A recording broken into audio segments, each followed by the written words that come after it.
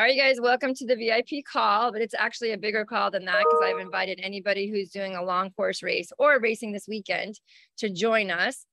Just because there's some big fundamental things that we need to make sure are included in your race plan. And this goes for the people who are doing Ironman Florida. You guys have more time to tweak things, but everybody who's racing this weekend, there's still time. There's not any more time to get in shape. Okay, your fitness is done, right? But you can show up on race day still tired, or take your recovery this week seriously. It's only Tuesday, okay? And everyone's racing on Sunday. So you have a lot of days in a row to really have an effect on your race because you're working in, right? You're working on your breath work. You're imagining and thinking about that perfect race with all of your senses. You're believing in what's possible for yourself. And by using the race plan, you are writing out exactly how you want it to go. But in using Michael Phelps', suggestion, you also want to write out the solutions to any problems that could come up. I don't know if you watched that video. If you did not, I highly recommend going back and watching it. But he rehearses his races. I mean, they're much shorter than a triathlon, let's be honest, but he rehearses those 100+ times. Okay. 100+ times in here is way more likely to have success in reality. Okay. So it's not a joke. He is one of the biggest winning athletes, as you know, but I loved what he said, that on race day, he's super chill because he's already done what he wanted to do.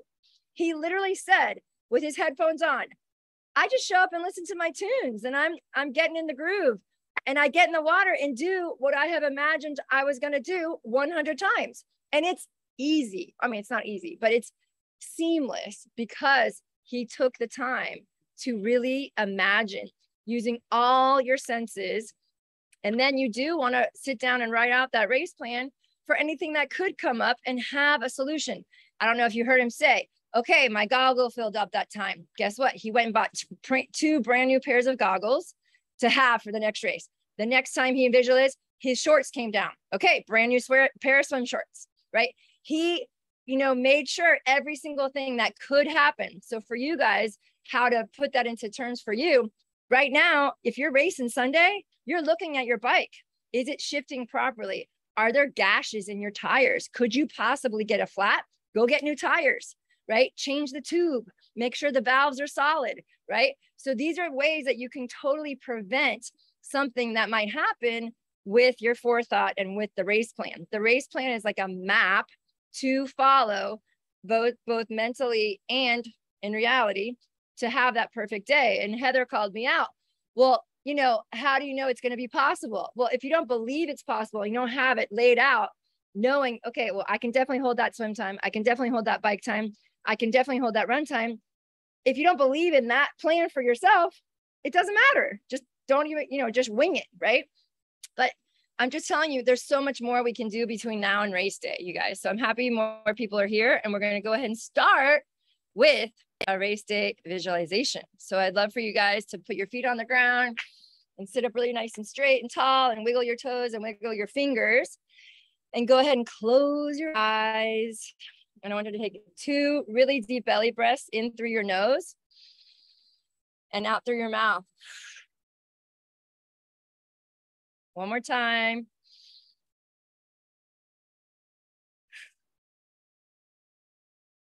And you can choose, when you want this race visualization to start, but it's not just visual. It's what you smell like, what's around you that smells, right? It's how it feels on your skin, right? It's who's touching you or what's near you. Is your wetsuit on or whatever the case is, right? So you want to think about as many senses as you can when you do this race day visualization. So I'm going to start on the beach. You're on the beach and you are about to start your swim. You're waiting in line. You're seating yourself ahead of where you think you should be. Because now with the races, they let you seed yourself. And you guys are all at the front. Okay. Promise me that. No matter if you have a 3 minute per 100 pace or a 1 minute per 100 pace, your section, whatever wave, swim cap color you are, you get in the front, because you want to get in the water and get moving as quickly as possible, because it's going to get hot. There's going to get more people in there and you're going to have to do more work to get around them.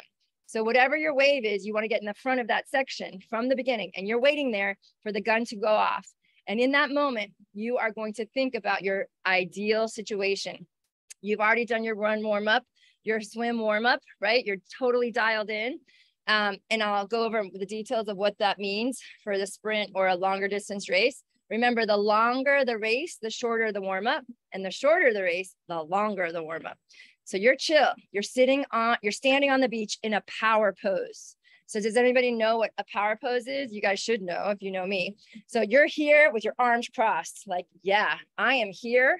I've done the work and I am ready to go, right? Your hands on your hips. You are in a position of authority, not,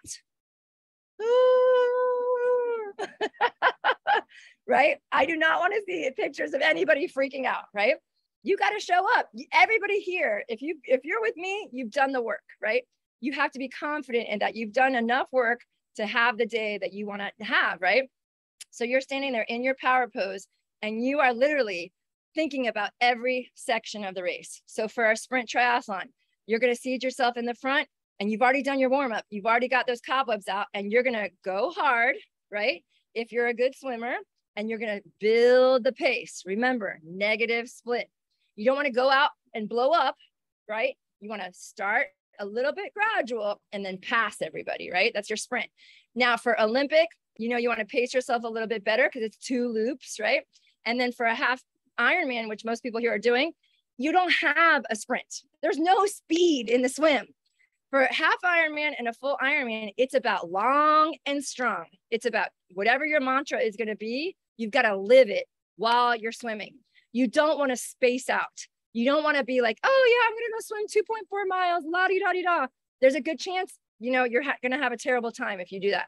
When you're swimming long course, you got to think reach, catch, kick, breathe, reach, catch, kick, breathe, whatever it is, reach for the buoy, right?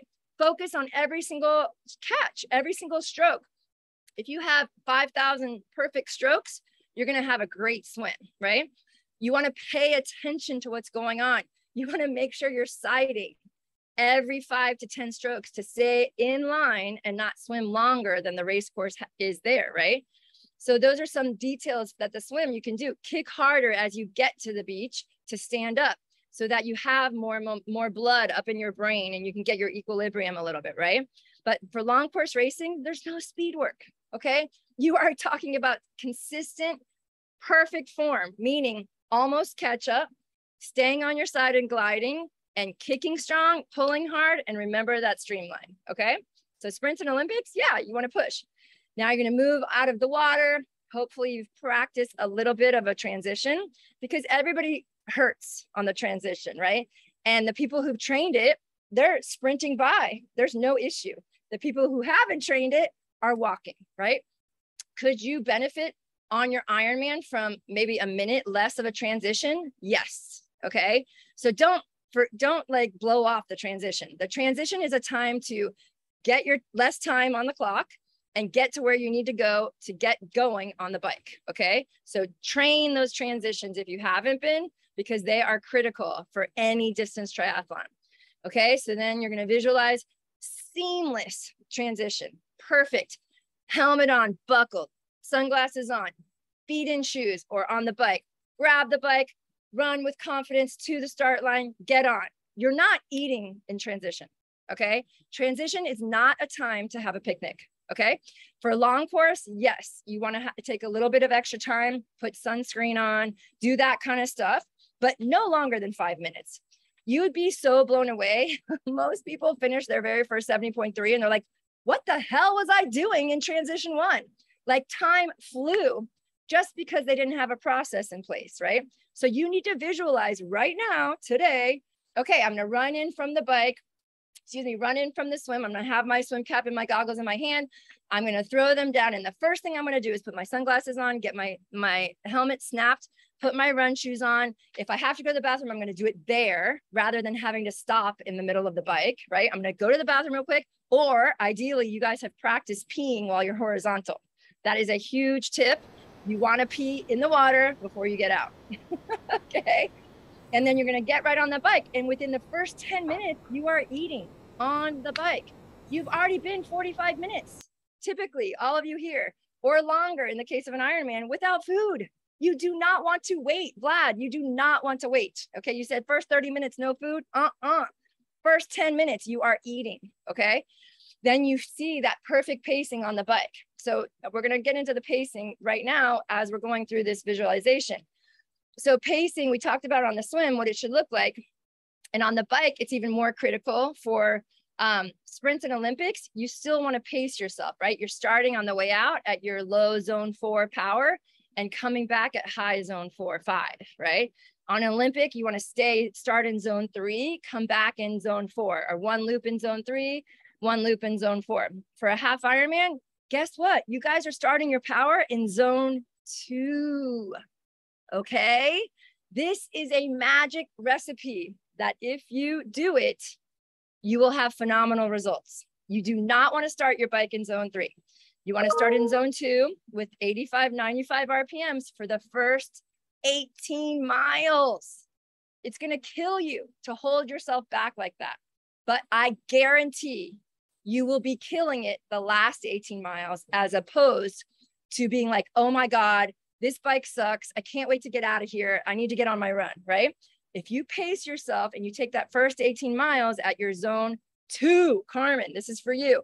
Zone 2, you're not going right into that zone 3.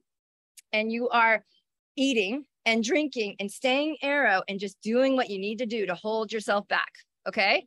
Then mile 19, okay, you're moving into zone 3 power. You feel amazing. You're like, I got this. There's nothing's going to stop me from accomplishing my goal, right? And then after another 18 miles, if you're feeling absolutely fantastic, you're going into high zone 3, but that's it. You never want to touch zone 4 unless you have a hilly race, which no one here does. So I'm not even going to get into it. So zone 3, max power.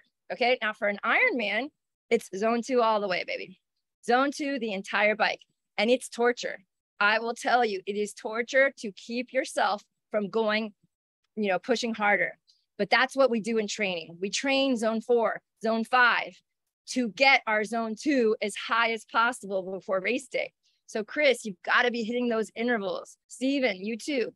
Those intervals are going to help you, even though you said, I'm not sure about the marathon. Well, guess what? Your intensity on the bike is going to be less than what you did this weekend for your super day. Does that make sense? So you're going to have more energy coming into the run because you had only zone 2 on the bike. Does that make sense, Steven? Yeah. Okay, yeah. Cool. Yeah. So if you control yourself with this pacing, most athletes never, ever get this. And the ones who are successful, the ones on the podium, have figured this out. Okay. And I can tell you, it takes a few times sometimes, or sometimes my athletes are, okay, I'm going to trust it. I'm going to trust what Aaron said, right? It's hard. I'm not saying it's easy, but you've got to hold yourself back and stay within yourself, because the race doesn't really start until the run, you guys. And for the marathon on a full Ironman, it doesn't start till 22 miles. For the half marathon, it doesn't really start until mile 10. For the sprint, Ricky, you're killing it the whole way. But take the first half mile, get some calories in. You too, Carmen. You're pacing yourself that first half mile to mile, and then build into it. Again, trying to negative split. And so let's go back to the bike and think about what could happen. Why don't you guys throw out some things to me of what you have head trash about that could happen on the bike? So what could be something that happens that you're like, oh, I don't know what I would do if that happened. Does anybody have anything? Neil? Yeah, It's too windy. the obvious for me is a flat tire. Okay, perfect. So, in a half Ironman, you do not want to be on the race course without a flat tire kit. You just Yeah, I have it. Doesn't mean I know how to use it. Well, guess what? You and I are going to be in Cozumel tomorrow, and I've taught many guys how to change a flat tire. I'm very proud of that. So Ollie doesn't know either. So I'll do a little clinic, okay, on Thursday.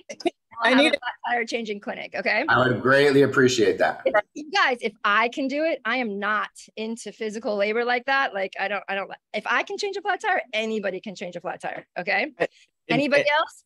I don't Yeah, I have a Friday. question. Can you do another one? Oh, wait, Heather, wait, who's next? I can't see you. I don't show up till Friday. Can you do a second clinic? Yes, for sure. I will help you out. All right.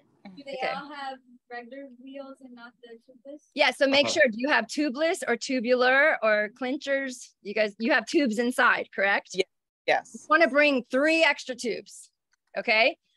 I have shown up to a race and I got 3 flats, okay? I had 2 tubes. I didn't have. Is there? I was thinking when I was packing last night, the CO2 cartridge. You can't travel with it. I was about to say, did they even let that on the plane? No, right? No, they don't. At the hotel. They have them at the hotel. Oh, okay, great. All right. Don't travel with your CO2s. But bring extra tubes. Bring extra everything as far as nutrition, because you don't know where you're going to get in a foreign country as far as what you like, right? So that's another good point. But anything else on the bike specifically? I have a question about tires, because for my half Ironman, I practice a lot changing, but I had a tire with tubes. Now I have a tubeless, bike, and both my wheels are, carbon fiber tubeless. I wouldn't know how to change a flat tire like that. They are not supposed to get flat, but because of the liquid inside, right? Right. Yeah. So Ollie has those tires as well. And what's your solution, Ollie? The people on the. You have to come closer because are you in? Yeah. Unmute yourself. I'll mute myself. Ollie has those same ones. So yeah, I have Carlos. Oh my God, that's no. Here, just say it right here. So the people at the bike store said you could still put the tube inside once you get that flat tire. Oh. And inflate it like it regularly.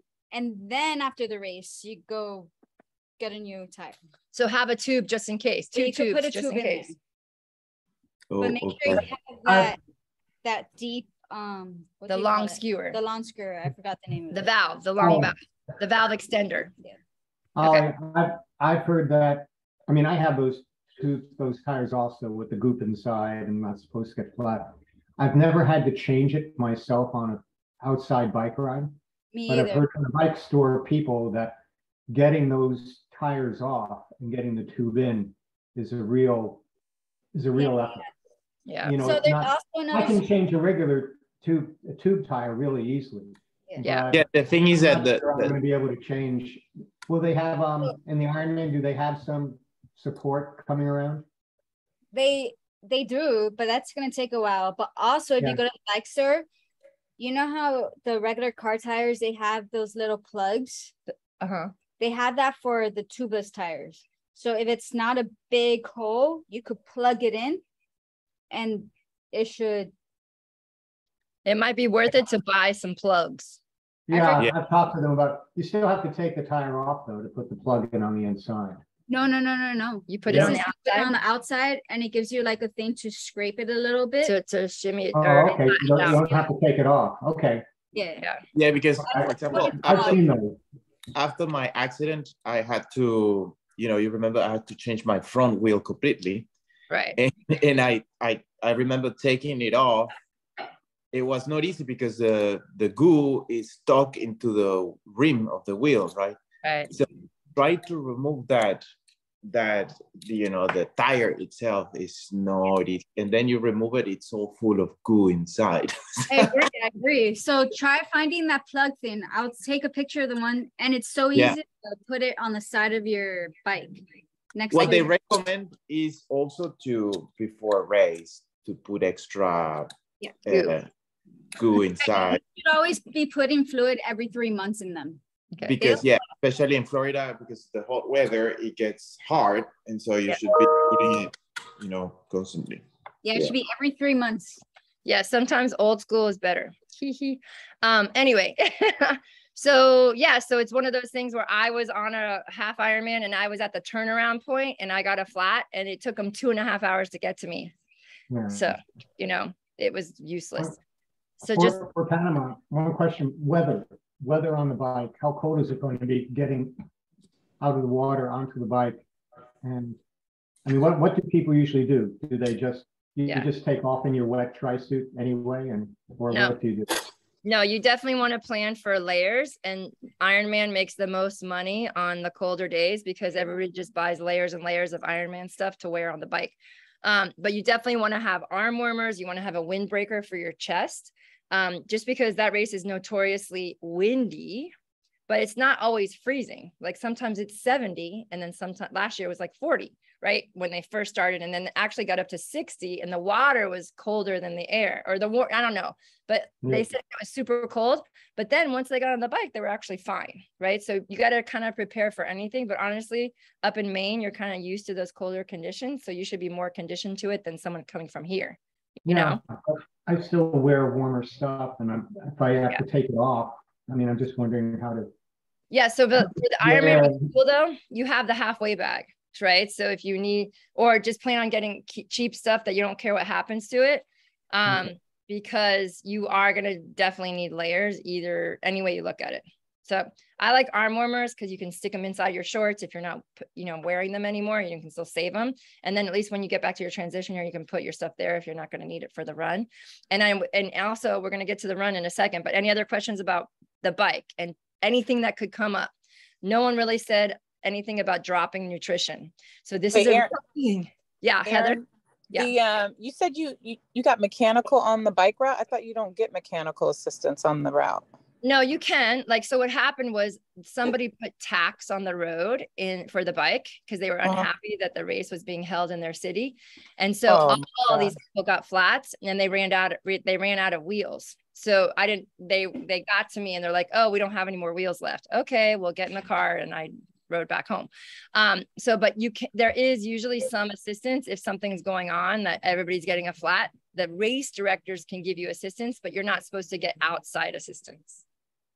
Oh, okay. But there's not like a van that drives around looking for people with flats. Well, they do. I mean, there is people that are driving the race course while you're racing to make sure everything's going well. They have to have that security. Yeah. Okay. But don't depend on them to help you.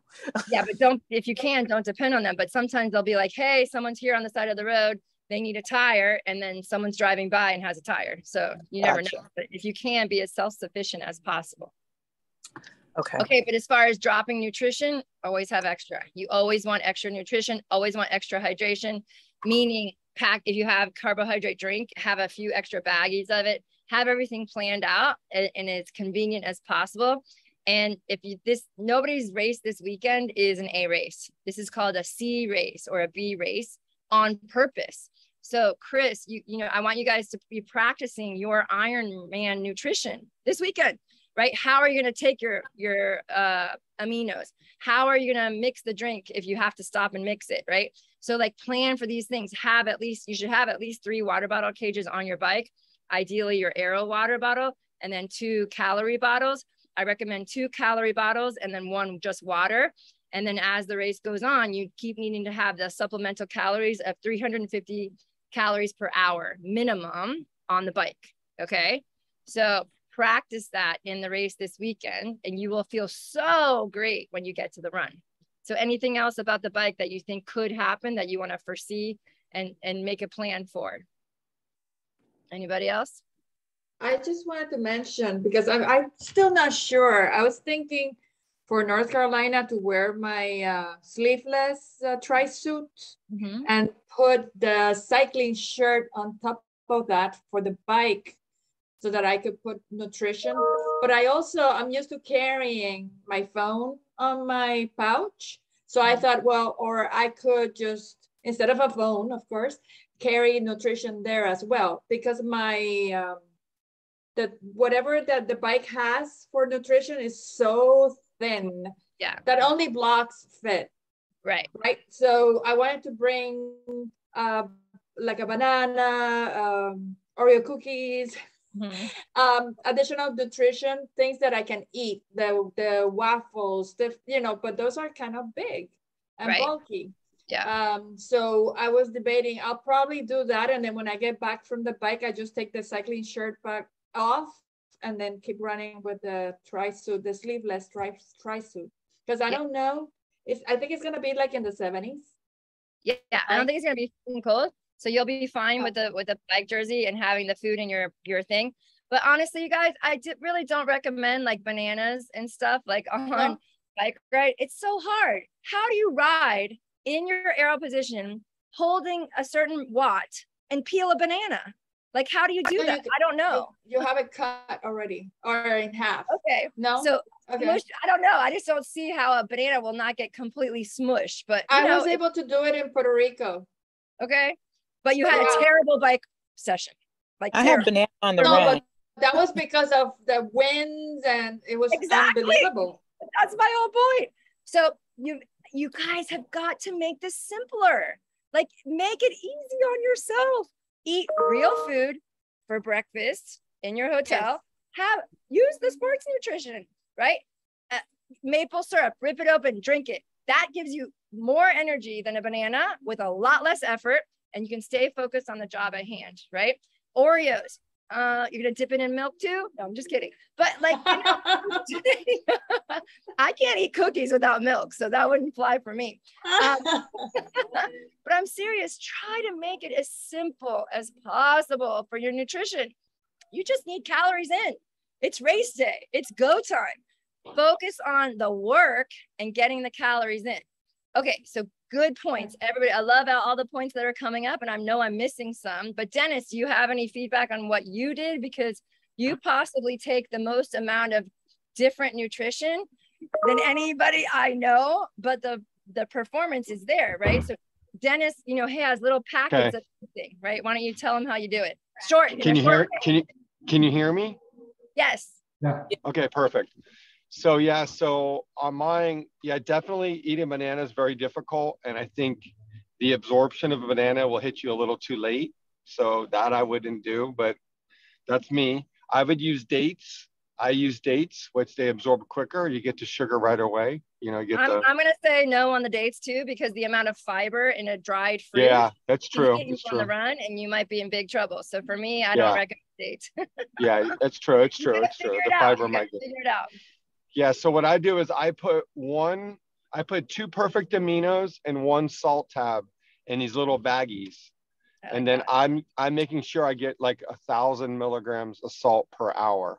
But and also the 350 calories that Aaron was saying, that's like a minimum on the bike. Like for me, I was doing Adriana, I put her at like 350, and myself, I was almost up to 400 to 450, because I'm a little larger, because I was only doing like 250 on the run section.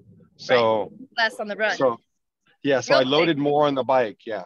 So go ahead. I'm going to let you finish, but real quick. So the best way to get that 350 to 450 calories into your bloodstream as quickly as possible is using different sources. So cargo is one source, endurance tap, a second source, 3 cliff blocks, a third source. Your carbohydrate storage, the glycogen in your muscle will eat all that stuff up from different sources. The same source will not absorb as many calories of carbohydrates. So it's really important. And I love the way that Dennis does the aminos, because it just helps stabilize the blood sugar. So you don't have this up and down yo-yo effect. Okay. So you can do that in other ways. I know there's other sports drinks that have a little bit of a protein in them to help the 4-to-1 ratio. And you can make that yourself in some of those blends. But the perfect aminos, to me, are the best absorbing and the quickest absorbing, and they do not upset your stomach. What's up, Vlad? So for the aminos, I do it in between the transitions. Can you do it while you're writing? Yes. I would love for you. They're better than doing it in the transition? Yes, 100%. Okay. Yes. Okay. You kind of have to time it. Like, so on the bike, I was doing 1 salt tab, 2 aminos every hour, but in the run I had to adjust because everybody was cramping. I did every 30 minutes, and I started getting faster. I felt better right away. Like I was lacking. Yeah. But also on the mixtures, I mixed Vitargo, I mixed Base Nutrition. I mixed those together because they each have a little bit of something different. And, and also the taste. Like Vitargo, I used to love orange, but it made me sick to my stomach. And I switched to plain. And then I use the base nutrition, which I think we use like a kiwi or something, which is very mild. So you have to play with it. Yeah. So and base nutrition, I mean, they do a pretty good job. Not every ingredient is awesome, but they're a decent source, and they work hard to have organic ingredients. But the plain Vitargo is kind of really important because all the flavored Vitargos are made with Splenda, right? And Splenda is not something you want to be drinking on a regular basis in anybody's life. So if you're going to use Vitargo, use the plain, and then I use the watermelon electrolyte drink. I'm not training a long course, so I don't need all those calories. Dennis is saying he needs more calories, so he's using the base, and that makes sense to me because it has a flavor. There is scientific proof that if you have something that tastes like something, like it has a flavor, you're going to be more easy to absorb it, and you're going to want to drink it more, right? Rather than having something that doesn't taste good. Mary Liz, you had a question? No, I just wanted that repeated, whether it was so it was 2 perfect aminos and 1 salt tab per hour and 350 calories per hour. Yeah, 350 for you. Yeah, for sure. I would not do 450 for you at all. Yeah, and it depends on what you put in your bottle. Like like in the base nutrition, it has more sodium. I don't think Vitargo has anything, right? No, it doesn't have anything. Nothing. Yeah, so so in Vitargo, on those bottles, I add Himalayan sea salt in my bottles, just to get the sodium in there to make up the difference. Yeah. So like you really got to calculate all that out. So, but that's dead on the money. Yeah, and so that 350 is perfect. Yeah, these C and B races are the days that are to practice it. Even though your race isn't as long, at least you're in a race setting and you're having to deal with all those logistics, right? Okay, so we're gonna move on to the run. And one last question though. The perfect amino, the tablets, they don't have calories though, or do they? No, they do not have calories. So that's not a calorie source. No, it's not a calorie source. You're not counting as what you're using it for is some protein to stabilize the blood sugar. That's it. Okay. Okay. And then, okay, so we're transitioning into the bike. So obviously you want to take that last mile, half mile for a sprint, last 200 yards, fast legs, right? You're getting ready to jump off the bike. Now for Ironman and half Ironman, I do want you to have a few times where you're getting out of the saddle and stretching on your bike. You're stretching your calves, you're stretching your hamstrings, you're squeezing your glutes, and you're kind of just getting out of that aero position, and then you're getting right back in it.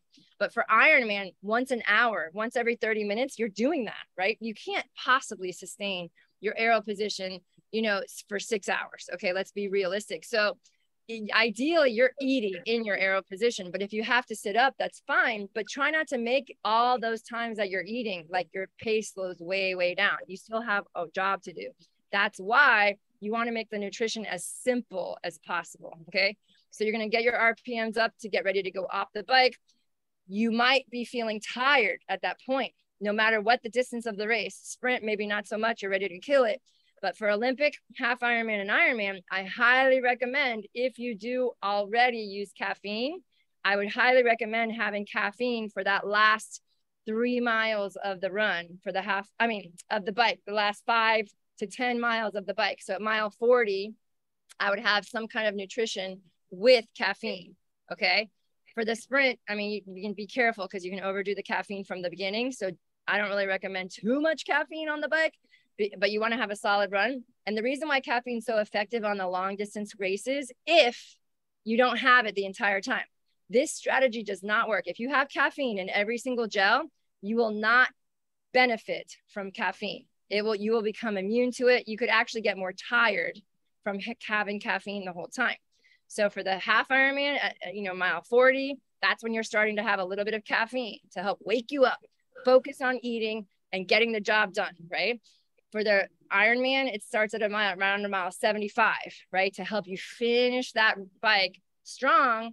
And then again, you're starting the run and there's no caffeine until mile 10 or mile 9 on the run, because it does take 20 minutes for that absorption to happen. So you want to be able to have a kick at the end for the run on the bike. On the run. And then on the marathon, mile 15, 18, that's when you want to start adding your caffeine. Erin?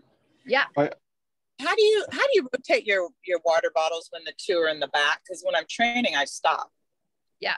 I don't have water bottles in the back because I can't reach them. Right. I use, is that what your question is? Like, how do you reach your water bottles behind your butt? Yeah, without stopping. I mean, it's like difficult. It's like no way. Yeah. Honestly, Just shove one in your shirt and then grab the other one and then pull it out and then stick it in the back.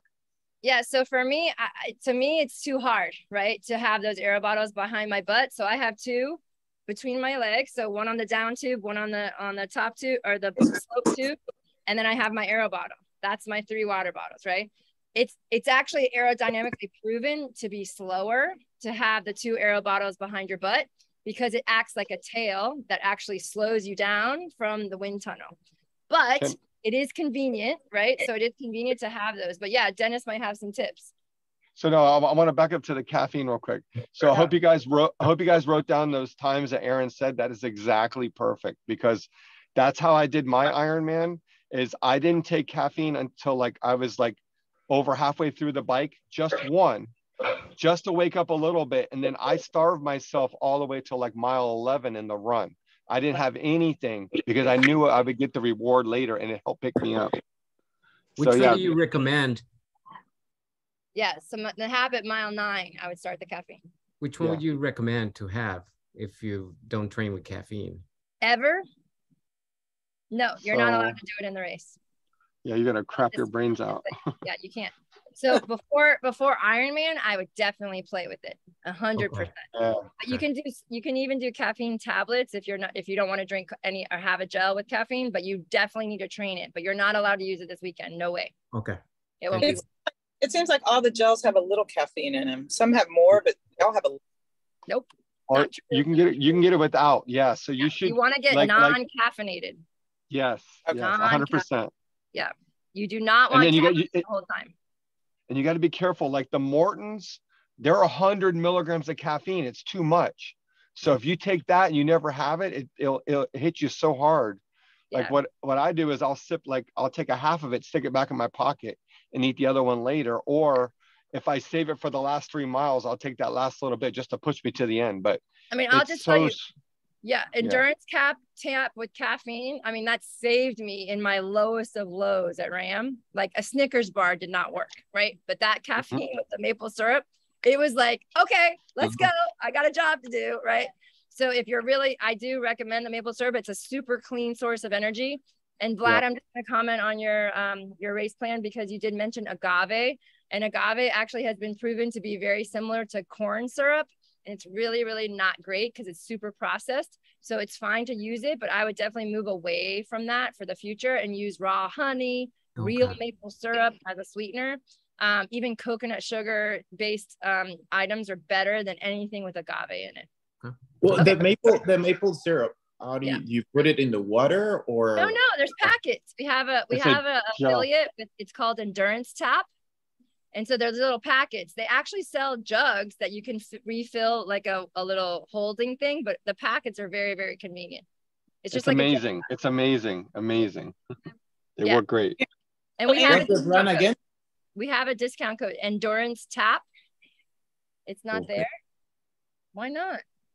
Okay, we got to look for the discount code. I don't know where it is. So Aaron, would you recommend stopping and stretching like your calves during the bike at all, or just? No, you got to do it on the bike. So you don't have to stretch your calves on the bike. It's really easy. You just pedal backwards. Okay. And hold your leg straight and pull up, push down on your other foot, right? Yeah. Yep. And you do it at both sides, and you can also stand up and put one heel down, and then the other one, right? You do not want to get off your bike if you can help it. Okay. Yeah, Vlad. So speaking about stretching between the bike and the run in the transition, do you stretch or don't? Because that ideally you want to get moving, right? Okay. So you can stretch while you're walking through transition and heading out to the run. You can kick your heels to your butt, not jumping, but just gently grab your heel, pull it to your butt, take a step, grab your heel, pull it to your butt, take a step, take a little bit longer of walking strides to open up your hip flexor, do like this, right? I mean, it's still a race. Of course, you can take 30 seconds to a minute to stop and stretch. That's fine. But remember, keep it dynamic. You don't want to sit there and do a yoga session and then have to run 13 miles, right? It's not going to benefit you in any way. You actually want some tight, strong muscles to help, keep you moving and not be too elongated. Okay, so we're And- off the bike. Yeah, go ahead.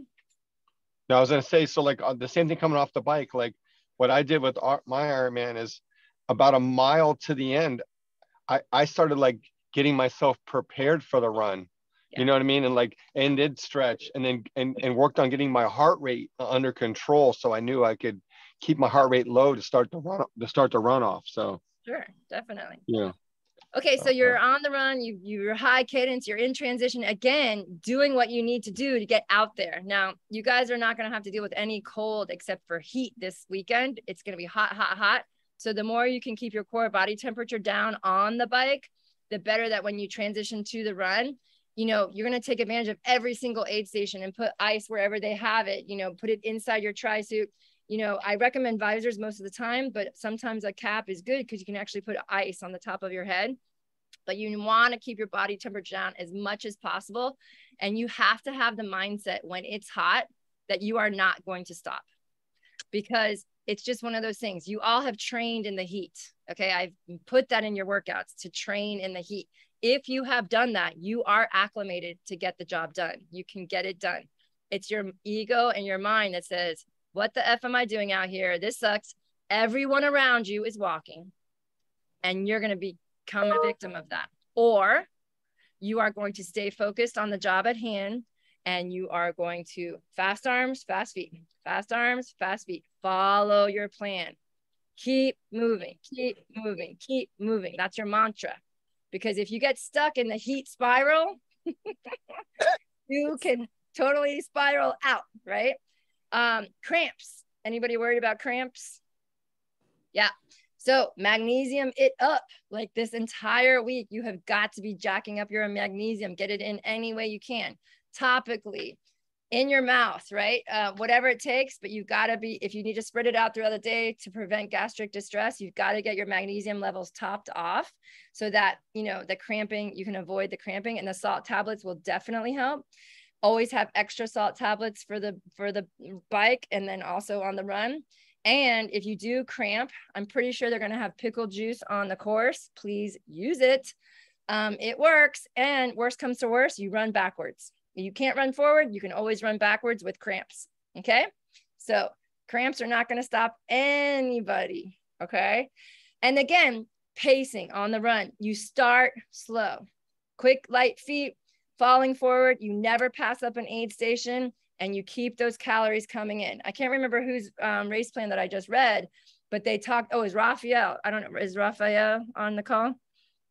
I don't see him, but he was saying for his marathon, he's going to eat every 5 miles. Okay, well, what if his pace falls off, right? What if he's not holding the 10-minute mile goal that he set? That is a big mistake. You do not want to eat based on miles. You want to eat based on time, okay? Even if you're walking, you still need to get your calories in between every 30 and 40 minutes. You do not want to delay that, okay? For the sprint, honestly, Ricky, I only like to eat 1 maple syrup right before the swim and 1 gel on the bike. And that's usually all it takes, especially how fast you're going to be running. It's going to be over before any more nutrition can get into your bloodstream, right? Hey, Air. Yeah. The heat hasn't raised any issues with me. I have not been using salt tablets. Obviously, whenever it's a competition versus training, people tend to cramp a little bit. If I haven't been using salt tablets at all, is that okay to just have with me just in case, or does that fall into the category of nothing new on race day? No, definitely, it's okay. I would just definitely have it. Yeah. Just have it just in case. You might not need it at all. Okay, and so then you're negatively splitting that run. And again, for the half marathon and the marathon, it's even more and more important. Dennis, you want to share your story about your marathon and how all those guys passed you and then you got them back? Okay, yeah. So at the beginning, I started this is an Ironman. So when I got off the bike, I was running, and then I was actually starting to walk. I walk because that's my plan. Like at 10:45 last year. Yeah, that was my plan. So everybody's like, run. So I'm like, stick to whatever you decide you're gonna do and don't change it. Look at your heart rate. And then as I was going, everybody started passing me on the run. Like they're running by, like, hey, what's up? I'm like, Nothing. To me, I'm like, I'm walking, I run, I walk, I run. Whatever I trained is what I did. Yeah. So I kept doing it. So mile 21, I started passing everybody. Actually, I was negative splitting. I dropped my time down. Like I was in the 9-minute mile on the end of my Ironman. So like, it's because I saved it at the beginning. I had it in the end, the gas in the end to finish, and I stuck to the plan. Whatever you guys trained, stick to that. Like you guys know your heart rate. You guys know how you feel. And also one other thing is your legs. And Aaron will bring this up, that like I knew my heart rate was good. I couldn't feel my legs, but you know what? I was confident that my heart rate was in an okay zone. I wasn't going to die. Just keep going, don't stop. Because if I would have stopped, it would have been over. I would have been walking for sure. Yeah, you have to have the mentality in this long course stuff that you're just not going to stop. You're not going to walk. It's okay to have a planned walk break through the aid station, 100%. But you're in the middle of a mile and you're like starting to suffer a little bit. Do a head to toe check. What can you do to stay running, but bring it back a little bit? Deeper belly breath. Check your elbow bend, right? Think about quick, light feet, fast arms, fast feet, couple deep nasal breaths, right? Oh shit, I forgot to drink, right? I need more water. Oh my God, I missed my nutrition. I need some calories. I need some caffeine. Do everything you can to keep moving forward. Your mental state is in control on race day. So whatever that is, you've done the training. There's no one here that is on this call that is not 100% prepared for their race this weekend, okay? And everybody who's doing Florida is on their way to being 100% prepared. So it has nothing to do with your fitness. This is here between the ears, right? That you can make or break your race, right? And so we're still doing our visualization, but we've now worked out every single possible kink that could happen. And we now have a solution to every single issue. And we see ourselves seeing that finish line. And how does that feel, you guys? I get goosebumps just thinking about it for you, right? You are my inspiration to get back out there, right? But I love that feeling of crossing the finish line. And when you do it at an Ironman or a half Ironman, it's a little bit sweeter. Don't get me wrong, I love short course, but when you put all that time in and you see 200 yards away is the finish line, somehow you sprint, right? So don't tell me you don't have enough energy. When you're halfway through the race, you're like, I got more. There's a great book to listen to if you guys are interested over the next week, but it's called How Bad Do You Want It? And it's about stories of athletes who they were told time and time again, you can't do what you want to do. It's not possible. You're not good enough. And they proved everyone wrong because they wanted it so bad. Okay. So do these imaginations from every day. And from now, as you go to sleep tonight, every night before bed, you are envisioning that perfect situation. You've already worked out all the kinks, Heather, right? So we know what to do. When you get tired, do the caffeine, right? If you're feeling hydrated or crampy, got to get some salt, pickle juice, whatever the case is, right? You have strategies in place. And I'm going to tell you this one story because one of these athletes, this would chronically happen to her at around mile 18 on a marathon, and where she would have this phantom pain, right? Phantom pain. And it happened to her on 3 different races. So we came up with a plan. And this is what I suggest to you guys. Sometimes pain comes and you're like, that's never happened to me before in my life. What is going on? And your ego is like, oh no, you're gonna really hurt yourself. You better stop.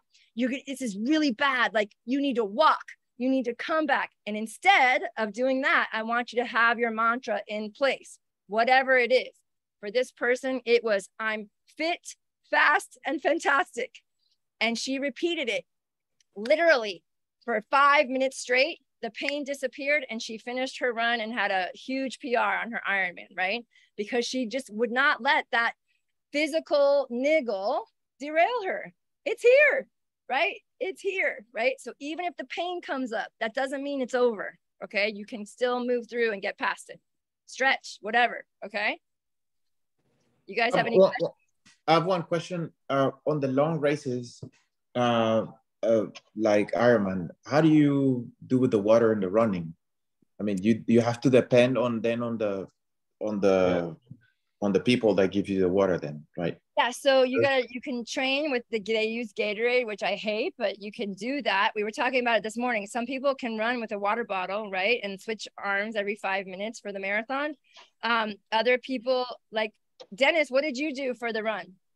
So there's water every mile. So they have water in Ironman. It's every mile, but that's why when you drink plain water, I drink plain water. So that's why I added the salt, because I would add either the goo or use their nutrition. But when you drink plain water, you got to add the salt, but they have it every mile. There's plenty of water for sure. But just remember, if you're going to use their nutrition, you might have an upset stomach from it. And also the beautiful thing about Ironman is they do bring out soup, like chicken broth. Oh yeah. Oh yeah. Yeah. And that is like, oh my God, it's the best thing you've ever had in your entire life. And you definitely want to drink the chicken broth. Oh yeah. Yep, it's a game changer. Yeah. And honestly, like, you know how I do not prescribe Coke for anybody, right? I'm like, never drink Coke. It's toxic. On race day, please, if you need it, please drink a Coke. It will help settle your stomach if you messed up your nutrition in some way. And it will give you the caffeine that you might need to just like keep going, right? To stay focused. I don't really want you to get the entire race. I mean, I would do it at the end of your run. I wouldn't do it unless you need it. I would not. Yeah, I would definitely not do it. You know, in the bike, but definitely like the second half of the run, if you're dragging, you know, I even say, you know, if you practice with it, I would definitely do a Red Bull too. That's pulled me out of some sticky places. All right, any questions? Aaron. I just have one, but it's very particular to me. I'm not sure what's going to happen on Sunday. Who am I running with, if I'm doing sprint or Olympic? I'm not sure. Yeah. So I'm happy we are finalizing all those races, but nobody of the challenge athletes wants to race Olympic. So you're on your own, and I think it's better. You can participate. We race with Team Thumbs Up every race. So don't worry that you won't have another opportunity to race with Team Thumbs Up. The weekend after your Ironman, we will race at Miami Man, and we definitely will need some help there. So if you still want to, or Key West is another opportunity, but don't worry about pulling the challenged athlete this race, and just focus on training. And you heard the zones for the Olympic, right? For the international. I am international, yes. So you're going to be zone 3 for your first loop on the bike, and then zone 4 for the second loop. And ideally your run pace is zone 4. Chris, that's for you too. So I want you guys to create your TriCalc 3 based on those zones. Okay. 3, 4, and 4. Yeah, 3 and 4. 3 and 4. And then obviously the last mile, if you want to sprint it, zone 5, that's fine. Oh, and guess what? Anybody who's doing Ironman, full Ironman, and racing this weekend, you're running an additional 3 to 6 miles after the race. Because we cannot afford to lose a weekend. So ideally on Saturday, you're going to be doing a long brick. So you're going to do, you know, at least a 2,000-yard swim, preferably longer, 3,000-yard swim. Then you're going to ride 2 hours, and then you're going to run an hour. And then on Sunday, you're going to do your race. And then you're finished with the race. You're going to do another, so that's 6 miles. And you're going to do another 3 to 6 miles based on how you feel. And I will tell you, by doing that, by finishing the race and having a complete letdown, and then having to go run again, very tired, very, very easy, you will have the skill you need to finish an Ironman. Okay. Mm-hmm. Actually, very, very important to do that. So Neil, if you're planning on racing full Ironman, you got to be prepared for that. So sorry, again, I do the Olympic on Sunday, and then after that 6 miles, let's some point in the afternoon. If you run an hour on Saturday, you can only do 3 miles. It's fine after the race. So just one more loop of the course. On my own, right? No, you won't be alone, because Chris will be with you, right, Chris? Yeah. So how long is the race on Sunday? I don't even know. Yeah. So it's good to know these things. So you have a 1,000-yard swim, you have a 20-mile bike. It's actually a little less. And then you have a 6-mile run. And so you're going to run an additional 3 miles. But if you did not train on Saturday, what I just said, a 3,000-yard swim, a 2-hour bike, and an hour run, then you need to run longer on Sunday. But ideally, you're just running an hour Saturday and then doing the race and 30 miles off the bike. I mean, Okay. It sounds like a pretty light day compared to what you've been having me do lately. Exactly. So that's my this is whole like point. a rest weekend, it sounds like. It is. But you're going to dial in all your race strategy. So this is Ricky's sprint race. He's doing the sprint and his goal is 56 minutes and 24 seconds. So I like, you know, his taper focus. He also happens to have a cold, right? Which is very common as you go into race day. So one thing I'm, of course, going to be picky about is pasta. Like pasta, I don't really recommend as a pre-race meal for a sprint distance triathlon. If you're going to choose pasta, make sure it's quinoa pasta, not wheat pasta. And preferably you would have some protein with a sweet potato. So I know, are you a vegetarian, Vicky? Yeah.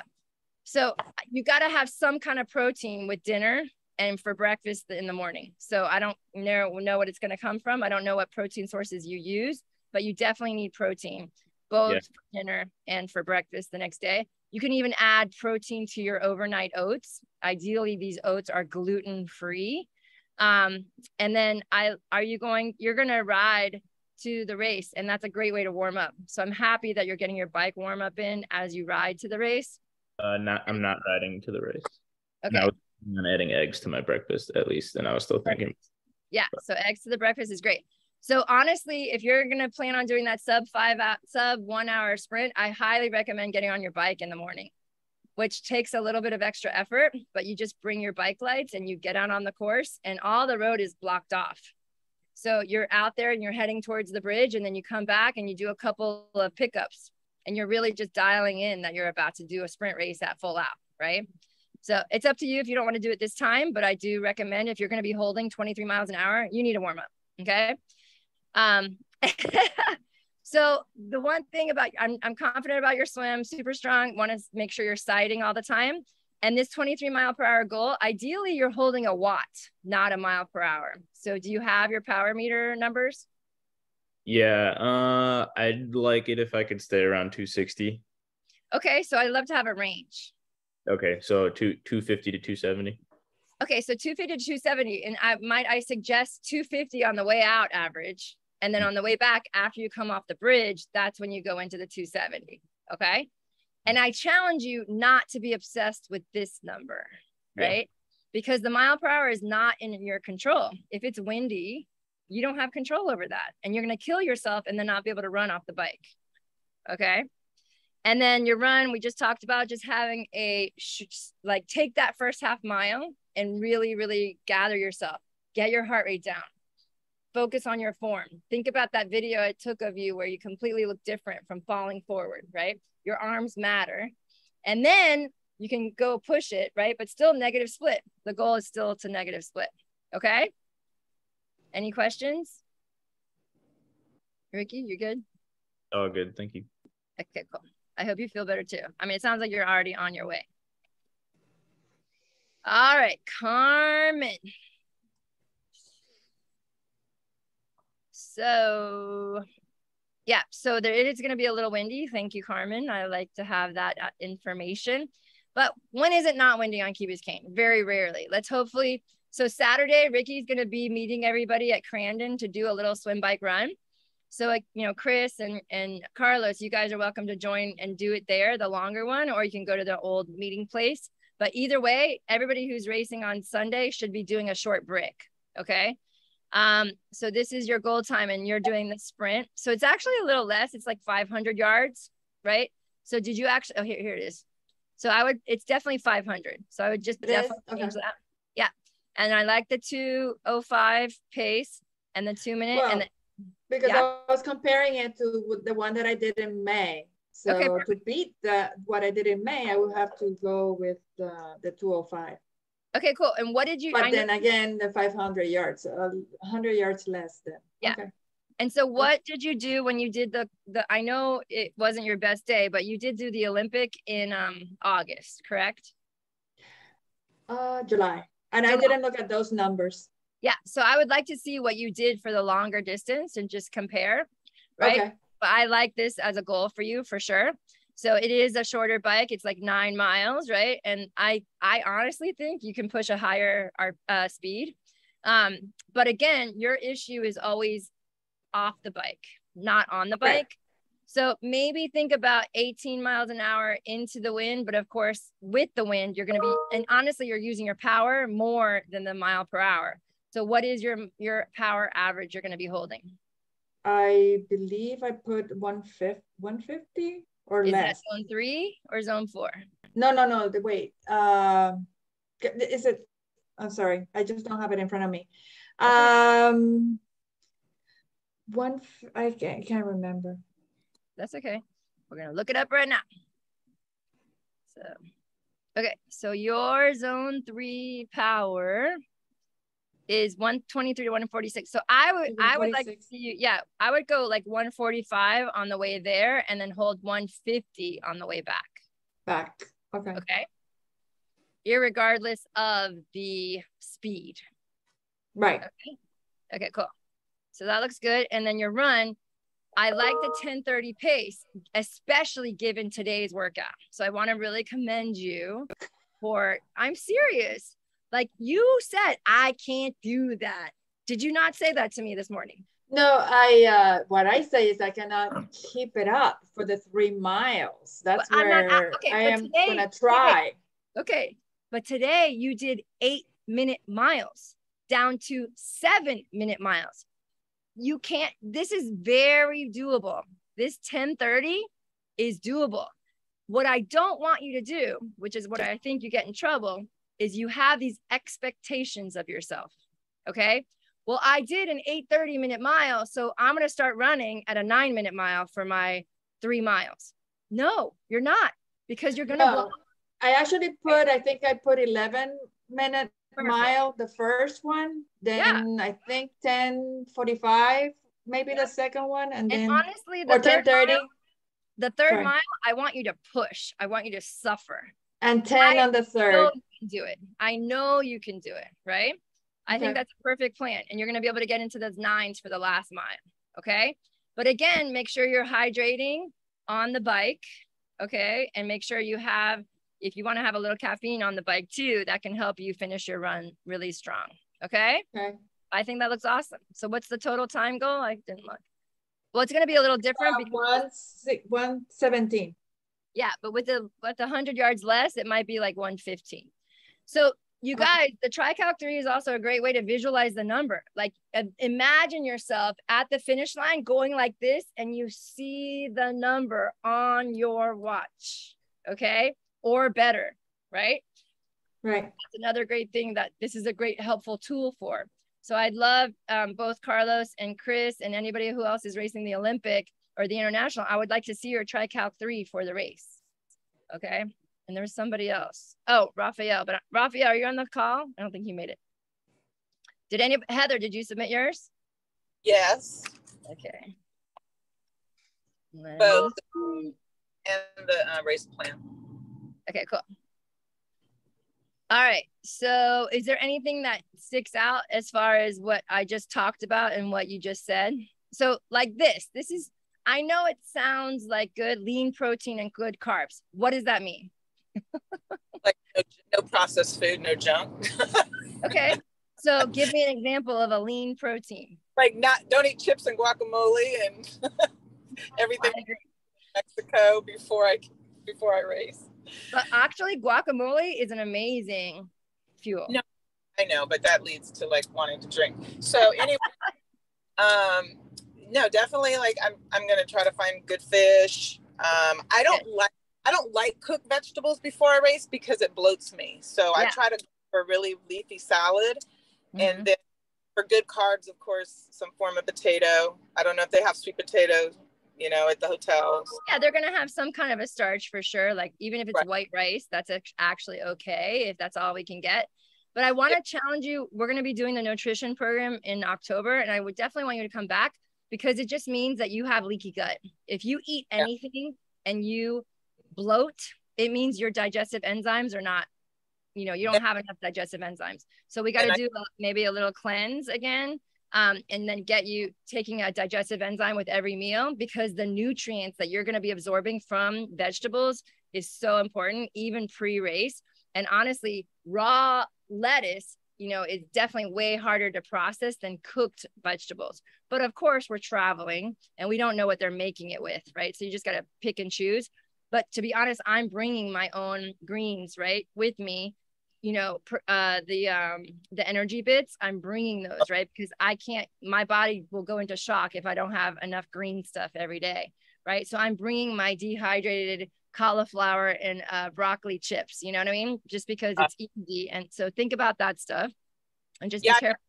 I've been taking probiotic capsules and last couple, and it's helped a lot, but I just can't eat raw. I can't eat totally cooked vegetables like broccoli and all that, you know, asparagus. It has to be kind of raw cooked. But when they make it too soft, like at hotels, like I think they're probably going to overcook them. Then it's a problem. Yeah. So I'm going to be bringing some extra digestive enzymes and probiotics too. One of my, you know, the chance of getting Montezuma's revenge is kind of high in Cozumel. So you guys need to be really careful about the water. Okay. So make sure you're not drinking the water and everything's coming from a bottle as much as possible. Okay. Okay. So we talked about the rolling swim start. You need to get in the front of your pack though. Okay. So definitely get in the front. I mean, you can swim, Heather, so don't worry about it. Just get out there in front. We talked about the bike strategy, everything. The biggest thing is going to be dealing with the heat. I like the glass gel with caffeine. You got this. I love your, the wind is going to be your mantras. The wind is going to be a factor 100%. I mean, I don't think I've ever been to Cozumel where the wind hasn't been a factor, but the good news is it's a loop. So it's not going to be constantly in your face the entire time, which is great. Right. And then, yes, I love the margaritas at the finish line. So this is your big question mark, right? Because you're injured, right? You haven't done, you know, the full mileage on the bike or the full mileage on the run, but that really doesn't mean anything, Heather. You know what I mean? It's all about you just staying consistent, having your mantras, make sure you're fueling, and you just keep going, right? You got to have that vision in your head of the finish line and how good it's going to feel to cross it. And then have your, whatever you might need with you. If your foot starts to hurt, you need to stop and stretch. Do you have any strategies for that? Yeah, my PT guy said, even if you have to stop for like 1 or 2 minutes and just with a bag of ice and ice the top of the ankle, it's worth it. Yeah. It's worth it.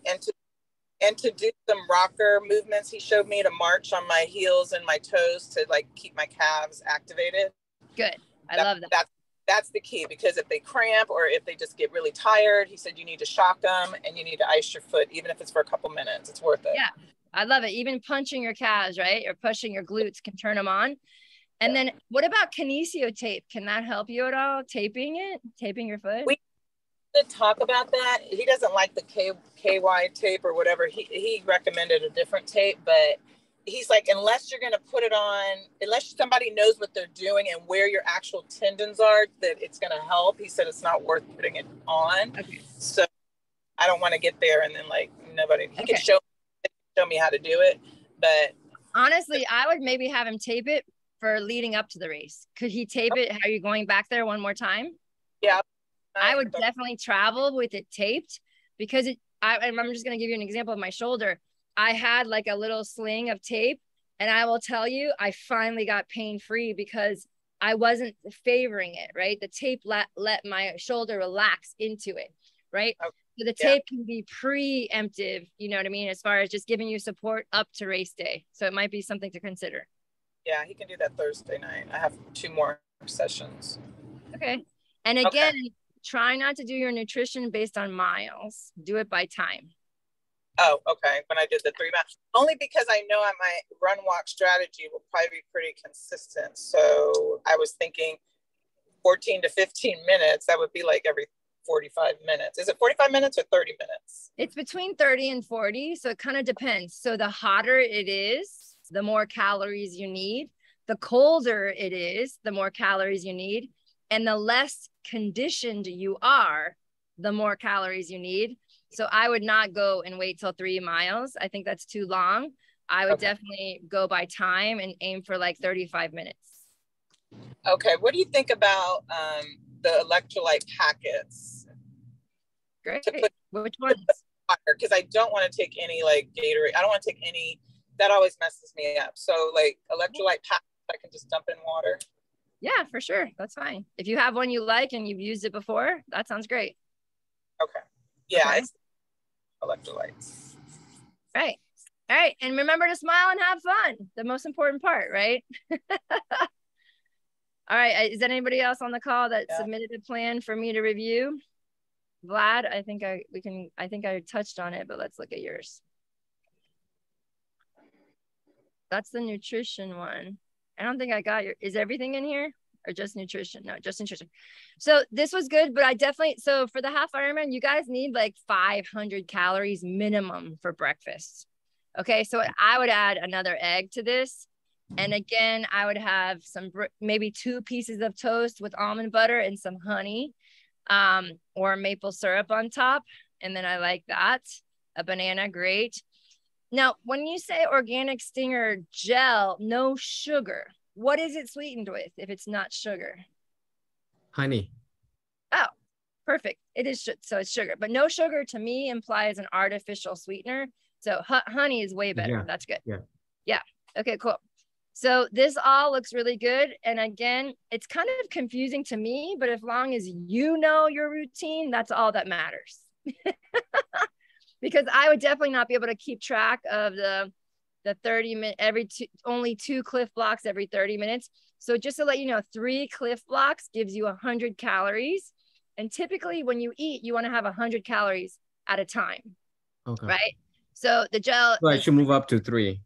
I would do 3. Okay. And then you can play with whether you have a waffle or a stinger gel, because it might be too much. If you're doing this every 30 and this, it might be too much. So you kind of have to play with that, which one you do. But I like that you have options. It's the waffle and the gel. So I like that. And again, instead of doing it by miles, I would definitely do it by time here, just like you are up here. Okay. Okay. All right. That was it. And then do you have your actual TriCalc 3? No, I have it for the full, not the, I sent you the. Okay, so yeah, submit, send me the TriCalc 3 just so I want to know what power you're going to be holding on the bike. Now, I know you did Florida half, but you didn't get to swim.